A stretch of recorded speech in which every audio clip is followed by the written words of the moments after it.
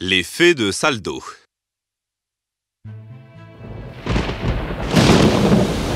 Imaginez si un conflit se produisait entre les fées.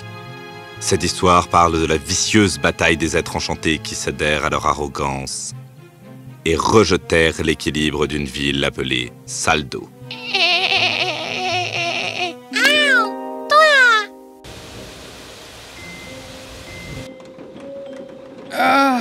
Je n'avais jamais imaginé de toute ma vie que je détesterais ma saison préférée. Mais il ne cesse de pleuvoir. Oh, non mais sérieusement? Oh, papa devait réparer le toit. Qu'allons-nous faire maintenant, Sony? En regardant par sa fenêtre, Mélio se rendit compte que c'était la première fois qu'elle s'approchait de ses étranges voisins. Mélio était la fille d'Alexandre. C'était un homme humble, qui aimait sa fille et la protégeait beaucoup. Enfant, Mélio avait toujours pensé que sa colline était très solitaire. Alexandre et Mélio étaient les seuls à vivre sur cette colline. Mais quelques mois seulement après le décès de son père, Saldo était envahi par la pluie, sans aucun signe du soleil. Et c'est alors que la minuscule cabane au bas de la colline était apparue du jour au lendemain. Hein? Mais aujourd'hui, Mélio, voulant réparer le toit de son chalet, avait été obligé de demander de l'aide. Mélio était à l'extérieur de leur maison. Lorsqu'elle vit sortir 3 êtres à tête de chouette. Mais plutôt que d'avoir peur de ces êtres aux allures différentes, Mélio leur sourit. Bonjour, je m'appelle Doc, et voilà mes frères, Squill et Dodder. Vous êtes la fille d'Alexandre, mademoiselle Mélio, n'est-ce pas? Nous sommes désolés pour votre père. Vous savez que nous sommes vos voisins. Je veux dire, je suis sûr que vous le saviez. On ne la laisse pas parler. Oups, pardon. C'est tout bon. Merci de vos condoléances pour mon père. Il me manque. Mélio fut tout de suite à l'aise. Elle parla aux êtres hiboux avec gentillesse. Et les êtres hiboux se regardèrent, surpris de voir à quel point elle était confiante et douce. Mon toit fuit et je ne sais pas comment le réparer. Je suis venue ici pour demander votre aide. M'aiderez-vous? Ils acceptèrent volontiers et sortirent leurs outils. Mais Mélio dut garder le rythme pour pouvoir les suivre, alors qu'il s'élançait vers sa petite chaumière. Pendant que les êtres hiboux réparaient le toit, Mélio fouilla méticuleusement sa petite cuisine pour trouver de la nourriture à offrir. Finalement, elle trouva un morceau de pain et sans réfléchir le divisa en 4 morceaux. Chacun pour Sony, Dodder, Squill et Doc. Elle n'a même pas de quoi se nourrir. Mais tu sais que l'on doit manger. Les 3 êtres hiboux mangèrent tout le pain de tout leur cœur. Mélio avait elle-même très faim, mais elle était satisfaite de savoir que Sony et ses 3 assistants ne s'endormiraient pas le ventre vide. Sony, tu penses que je dois leur demander de rester? Je peux leur donner mon lit. Après tout, il pleut tellement fort. Peut-être que je peux leur proposer de rester dans l'entrepôt à l'extérieur.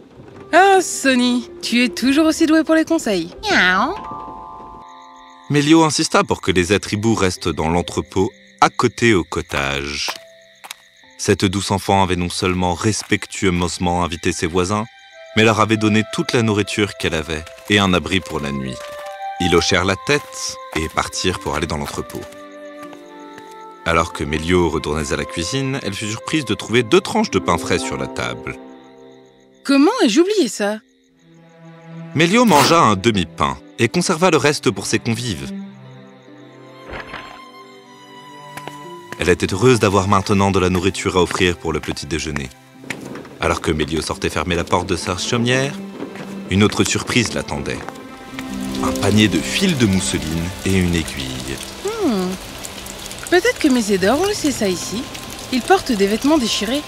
Ils veulent probablement que je leur cousse de nouveaux vêtements, mais ils sont trop timides pour demander. Mais Sony, nous allons les aider, n'est-ce pas?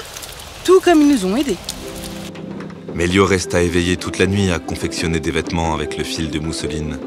Aux petites heures du matin, elle pendit les robes à la porte de l'entrepôt. Les robes portaient les noms de ses aideurs, Squill, Dodder et Doc. Fatiguée par la couture, Mélio s'endormit profondément. Elle ne savait pas que les chenilles attendaient exactement cela. Pourquoi est-ce que les portes de cette maison sont-elles si petites? Parce que c'est une porte pour le chat, Jenny. Oh, d'accord. Passons aux choses sérieuses, d'accord?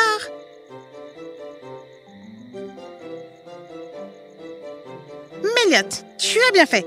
Maintenant, nous allons te montrer qui nous sommes vraiment. Rêve, chérie, rêve. Au réveil de Mélio, elle se retrouva dans un pays étrange. Bienvenue au royaume des enchantés. Nous t'avons amené ici pour te raconter l'histoire des fées. Dis-moi, Méliot, sais-tu pourquoi la ville s'appelle Saldo? Quoi? Attendez, qui êtes-vous? Ah, quelle idiotie de notre part. Je suis Tini, et voici Chini, et nous voulons vous parler des 3 fées que vous avez hébergées. J'aimerais que nous ayons plus de temps, Méliot. Mais tu devras te réveiller bientôt et... Attendez, Doc, Skill et Dodder sont des fées? Tini expliqua à Mélio qu'il y avait 2 types de fées à Saldo.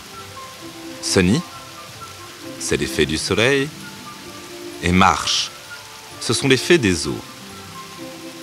Les 2 étaient en guerre. Une guerre entre les fées? Je n'avais encore jamais entendu parler de ça. C'est parce que cela ne s'était jamais produit à Saldo avant. Saldo signifie équilibre. C'est de cela qu'il s'agissait dans cette ville. Les Sunnies et les Marshies vivaient en équilibre les uns avec les autres. Mais lentement, leur ego a pris le dessus. Les Marsh pensent que les cascades et les flaques d'eau sont la meilleure chose qui soit arrivée à la planète. Alors que les Sunny pensent que le soleil est la meilleure chose qui soit jamais arrivée.